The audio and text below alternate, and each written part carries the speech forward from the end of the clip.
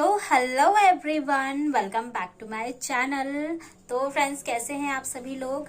वैसे मैं अपने डेली टारगेट्स आपको टेलीग्राम चैनल पर दे रही हूँ। आई होप आप उसे फॉलो कर रहे होंगे और उसी के अनुसार अपनी स्टडी कर रहे होंगे। अगर आप उसे वैसे भी फॉलो करेंगे तो कहीं ना कहीं आपका सिलेबस कंप्लीट हो जाएगा। मेरा इस वक्त ये है मकसद कि आप अपना सिलेबस एक बार कंप्लीट कर लें।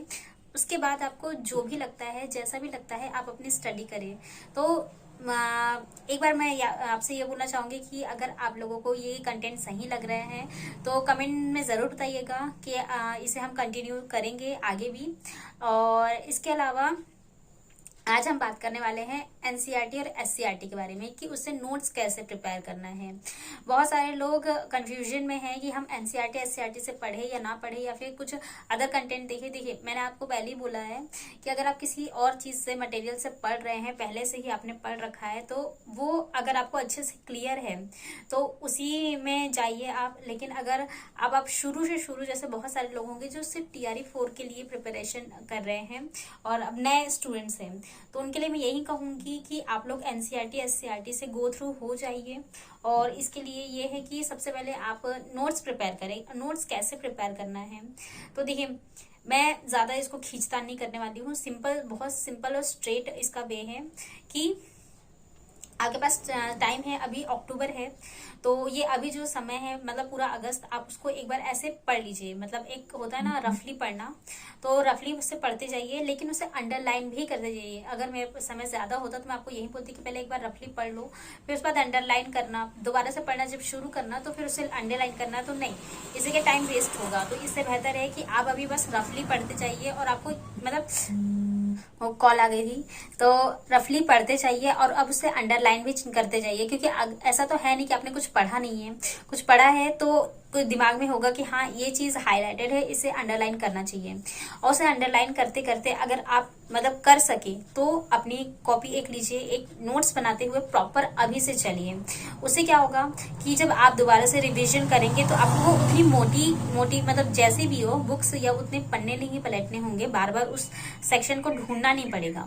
अगर बस एक प्रॉपर नोट्स कंप्लीट होगा तो आप उसे जब चाहे तब रिवीजन कर लेंगे। और क्या, शॉर्ट से शॉर्ट मटेरियल वहां पर आप अपने पास रख सकते हैं। क्या होता है, कई बार हमें क्या ढूंढना पड़ता है पेजेस में भी कि ये वाला आंसर इस पेज पे था, किस पेज पे था। तो एक तो बुक है नहीं सॉरी, एक बुक तो है नहीं, आपको 6 to 10th तक पढ़ना है। और अगर अपर क्लासेस में है तो आपको 12th तक पढ़ना है। तो पीआरटी में भी कहीं ना कहीं आपको एक बार 11 तक भी पढ़ना पड़ सकता है। तो इसलिए मैं आपको बोलूंगी कि 6 to 10 तक के लिए मैंने आपको पहले ही बोला है कि आप उल्टी तैयारी कीजिए। और मैंने स्पेशली बोला है कि 8, 9, 10 इसको आपको क्लियर करना है। क्योंकि अगर 6, 7 छोड़ भी देते हैं तो वो कुछ ना कुछ मटेरियल आपको आगे मिल जाएगा, रिवाइज मिल जाएगा। तो इस तरह से अपने प्रॉपर नोट्स तैयार करते हुए चले और बुक में भी अंडरलाइन करते हुए और हाईलाइट करते हुए चले कि अगर कभी मतलब आपका नोट्स नहीं रहा या कुछ हो गया तो आपके पास वो हाईलाइटेड जो पॉइंट्स है वो होना चाहिए और बुक भी अच्छे से आपके पास होनी चाहिए। तो इस तरह से आप एनसीईआरटी एससीईआरटी के नोट्स प्रॉपर बनाते हुए चले। अब यह है कि हमें एनसीईआरटी पढ़ना है या एससीईआरटी। जैसे कि मैंने आपसे कहा है, जो बिहार स्पेशल के परिप्रेक्ष्य में है तो उसमें जो आपका एससीईआरटी है वो मायने रखता है। लेकिन जो मेनली आपको फोकस करना है तो वो एनसीईआरटी पे कीजिए। दोनों पढ़ना बहुत इंपॉर्टेंट है, लेकिन दोनों में मैं ये बोलूंगी कि आप एनसीईआरटी एकदम डीपली पढ़ लीजिए उससे अच्छे तरीके से। इसका जो रेफरेंस बुक है, आप लोग देखते ही है, सार संग्रह ये सब है। बट मैं यही बोलूंगी कि एक बार बुक को स्टोरी जैसा पढ़ना जरूरी है। उससे क्या होगा कि आपके जो कॉन्सेप्ट्स है वो क्लियर होंगे। अब मैं आपको एक चीज बताती हूँ। कल मैं भूगोल की क्लास देख रही थी, अंकेश सर, मैंने आपको ये बताया है कि मैं उन्हीं की क्लास फॉलो करती हूँ। तो इसमें ना TRE में एक क्वेश्चन आया था कि जो भारत का जल विभाजक है तो मतलब वो कौन सा है। तो उसमें बहुत सारे ऑप्शंस थे, 3-4 ऑप्शंस थे। तो उसमें एक ऑप्शन ये था दिल्ली रिज, जो कि मुझे नहीं पता था। दिल्ली रिज उस समय उसमें तो किसी को भी नहीं पता था। वो तो TRE 1, 2 से थोड़ा सा सबको आइडिया हो गया है। तो इस वजह से अब अच्छे तरीके से लोग अपनी नोट्स भी प्रिपेयर कर पा रहे हैं और नॉलेज भी हो पा रही है, पर उस समय तक नहीं पता था। तो दिल्ली रिज, अरावली, फिर उसके बाद सतपुड़ा, विंध्याचल, फिर उसके बाद अपना ये पश्चिमी घाट, इस तरह से मतलब एक कर्व बनते हुए चलता है। तो ये उस समय मुझे नहीं पता था जल विभाजक क्या होता है। तो उस टाइम वो क्वेश्चन आया था, तो मेरे दिमाग में था कि दिल्ली ब्रिज क्या है, दिल्ली का तो मतलब कहीं से कहीं तक तो वहां पर मतलब ऐसे नदियों का कुछ खास तो है नहीं, तो किस तरह से, और बल्कि वो क्वेश्चन भी मेरे समझ में नहीं आया था टीआरई 1 के टाइम में, तो मतलब क्या सही होता, तो इस तरह से मेरा गलत हो गया था। कल सर ने वही क्वेश्चन लाए थे और उसे समझाया भी, और वो मतलब इतने अच्छे तरीके से समझ में आ गया, मतलब मुझे लगा कि काश ये सब चीजें उस टाइम पता होती, तो क्वेश्चन जितने भी गलत है आज के टाइम में अगर वही पेपर वापस आ जाता है तो शायद बहुत अच्छा स्कोर कर जाएंगे। लेकिन यही है कि हमेशा हर पेपर में कुछ ना कुछ नया होता है, और वही कुछ ना कुछ नया हमें पता नहीं होता है या याद नहीं होता है। पर यह है कि इस बार आप लोगों के पास टीआरई 1 और 2 और 3 इन तीनों की ही बहुत सारी चीजें अवेलेबल है। प्रीवियस ईयर क्वेश्चंस को लगाते रहिए और आपके जो कॉन्सेप्ट्स है उसको भी क्लियर करते हुए चलिए, क्योंकि एक छोटी से छोटी चीज भी अगर नहीं पता होती है और लेकिन अगर किसी भी टीचर से उसका कॉन्सेप्ट पता चल जाता है तो वही क्वेश्चन आपका सही हो जाता है। मैंने आपको कई बार कहा है, अभी जो मैंने आपको बताया था साइंस का एनके सर को मैं फॉलो करती हूँ, तो उन्होंने तो वैसे भी अपने मतलब जब वो क्लासेस करवा रहे थे उसी टाइम में वो प्रैक्टिस सेट भी करवा रहे थे, उसके बाद भी उन्होंने करवाया था, लेकिन अभी शायद वो फिर से शुरू कर रहे हैं और काफी अच्छे तरीके से शुरू करने वाले हैं। तो लेकिन ये है कि वो घटना चक्र की ही करवाते हैं, तो मैं आपसे यही बोलूंगी कि उनकी क्लासेस आप अभी से फॉलो जरूर कीजिएगा। बाकी आप दानिश सर को तो फॉलो कर ही रहोगे, मैंने जियोग्राफी के लिए अंकित सर बता दिया, और एक और चीज है कि ऑफिसर्स एकेडमी में जो विकास सर है फिजिक्स पढ़ाते हैं और केसरी सर केमिस्ट्री और बायोलॉजी पढ़ाते हैं, तो उनको भी जरूर फॉलो कीजिएगा।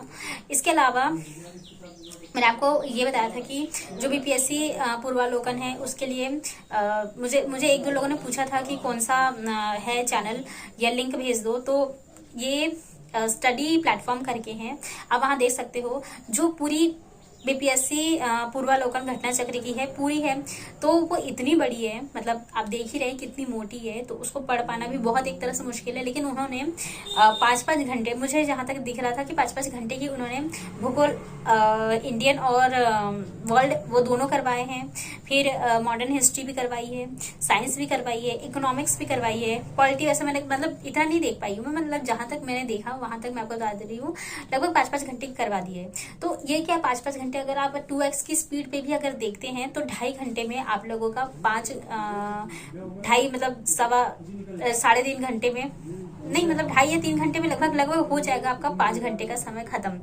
तो इस तरह से आप इस महीने में अपना पूरा बीपीएससी पूर्वालोकन खत्म कर सकते हैं। मैं इसलिए ये बोल रही हूँ क्योंकि कई लोग हैं कि बुक नहीं भी खरीद सकते हैं, तो जब आपको ऑनलाइन मटेरियल मिल रहा है सेम टू सेम सारी चीजें वही, वो भी न्यू वर्जन, तो फिर क्या जरूरत है पैसे खर्च करने की, और वही चीज आप क्या बार बार भी रिपीट कर सकते हैं। बाकी आपकी अपनी चॉइस है, मैंने आपको एक वे बता दिया है, तो आप उसके अनुसार तैयारी कर सकते हैं। और एक और चीज है, मैं जैसे मैंने आपको बताया था डीके गुप्ता सर भी हैं, तो वो भी अभी शायद सोमवार से वो भी अपनी क्लासेस शुरू करने वाले हैं। उनका ये पैटर्न होता है कि जो भी क्वेश्चन होता है वो एनसीईआरटी की कटिंग बकायदा लगा के दिखाते हैं कि ये क्वेश्चन यहाँ पर से इस क्लास से आया है, और अंकित सर तो बकायदा पेज नंबर भी बता देते हैं। तो मैं यही बोलूंगी कि मैंने आपको हमेशा बोला है कि ज्यादा टीचर्स को फॉलो मत कीजिए, बस जो आपको जिनका समझ में आया उसका फॉलो कीजिए। पर मैं पर्सनली मैंने आपको साइंस के लिए भी 2 टीचर्स, मतलब 2 या 3 ही टीचर है वो एक तरह से, इन्हीं को फॉलो करती हूँ। जियोग्राफी के लिए इतने, और डीके गुप्ता सर तो पूरा ऑल टोटल ही पढ़ाते हैं जैसे दानिश सर पढ़ाते हैं। तो ये सारी चीजें आप अपने अनुसार एक बार जरूर देखिए, एक बार कंटेंट्स को जाके उसे समझिए, फिर जाके उस चैनल को भी फॉलो कीजिए और समझिए।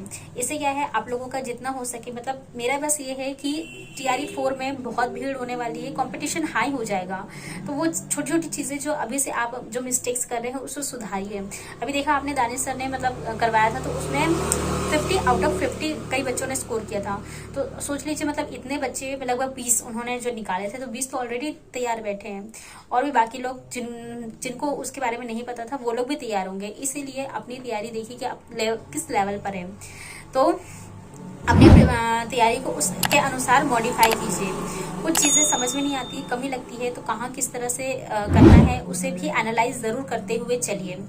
तो आई होप मैंने आपको जो भी छोटे मोटे डाउट्स होते हैं सभी लोगों के दिमाग में, उसे क्लियर करने की कोशिश की है या की होगी, तो आप कमेंट बॉक्स में मुझे जरूर बताइएगा। और कोई भी नया डाउट हो या कुछ भी डाउट होता है तो आप मुझे कमेंट बॉक्स में पूछ सकते हैं। बाकी टेलीग्राम चैनल पे मैं आपको डेली टारगेट्स दे रही हूँ। हर दिन करंट अफेयर, आपका डेली करंट अफेयर भी दिया जाता है, जीके जीएस के क्वेश्चंस भी दिए जाते हैं, बिहार स्पेशल के भी क्वेश्चन दिए जाते हैं। एक चीज, हाँ, बिहार स्पेशल में मैंने आपको वैसे कुछ बताया नहीं है। बिहार स्पेशल के लिए जो रोजगार विद अंकित है याद जल्दी से नाम नहीं आता है, रोजगार विद अंकित में भी काफी सारे टीचर्स बहुत अच्छे, मैंने आपको बताया है। तो उसमें एक सर पढ़ाते हैं बिहार स्पेशल करके ही उनकी क्लास है, मुझे उनका नाम याद नहीं है इस समय, लेकिन आप डालेंगे तो उनका नाम मतलब वही आएगा। तो उसमें उन्होंने जियोग्राफी पोर्शन करवाया है और प्रैक्टिस सेट के तौर पर करवाया। तो मैं आपको बोलूंगी कि बिहार स्पेशल के लिए उनकी प्रैक्टिस सेट अभी से लगाइए, लगभग 2-2.5 घंटे की होगी आई थिंक। तो आप उसे 2-3 बार लगा लेंगे तो बेटर होगा। और एक सक्सेस केंद्र करके भी है, तो वो तो पूरे PYQ से ही करवाते हैं, मतलब जितने भी क्वेश्चंस है। बट मैं अब उन्हें ज्यादा फॉलो नहीं करती हूँ, बट मैं आपको बता दे रही हूँ कि जो भी आपको क्वेश्चंस फॉलो करने होंगे इस तरह से आप एक बार जरूर देखिएगा। और जो मॉडर्न हिस्ट्री है, मॉडर्न हिस्ट्री में भी एक सर है, हालांकि मुझे उनका नाम नहीं याद आ रहा है, लेकिन ठीक है, आप इतनी चीजें कर लीजिए। और कोई भी डाउट होता है जैसे मैंने कहा मुझसे पूछ लीजिएगा। बाकी आज के लिए बस इतना ही, मिलते हैं मेरे नेक्स्ट वीडियो में। Till then stay happy, stay healthy, bye.